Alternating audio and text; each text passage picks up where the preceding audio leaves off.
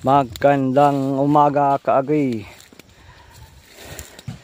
Nandito naman tayo kaagri sa ating farm sa Pinas kaagri. Ito po ang ating farm sa Pinas. Ito po atang tanim na avocado.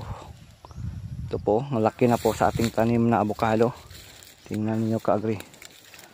Higit 2 taon na to kaagri. Ito, sarap to kaagri. Laki na. Ito po. Ito po. May isa pa dito kaagri. 2.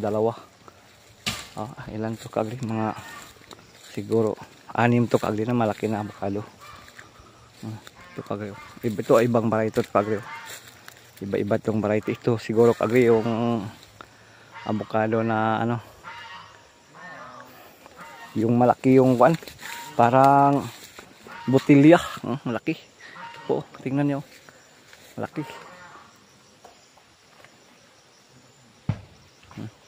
Tingnan nyo kagayo, ang laki.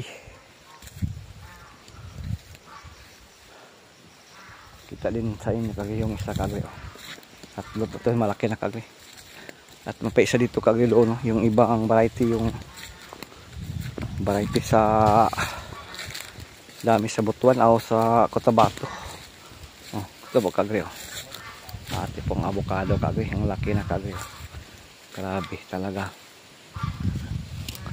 Pwede na siya kagri. Laki. Ito po. Avocado natin. Sobrang laki na.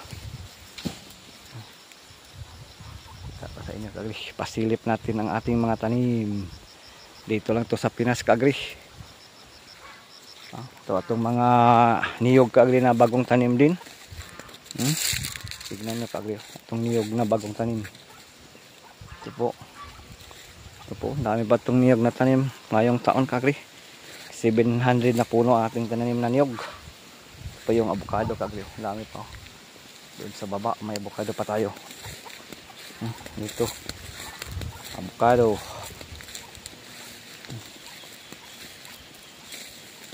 Pakagriyo. Avocado pa oh. Po, avocado din. So, nakapila din sa unahan, avocado din. Oh. Ito avocado, ito maliliit to. So, 3 pagay ka avocado.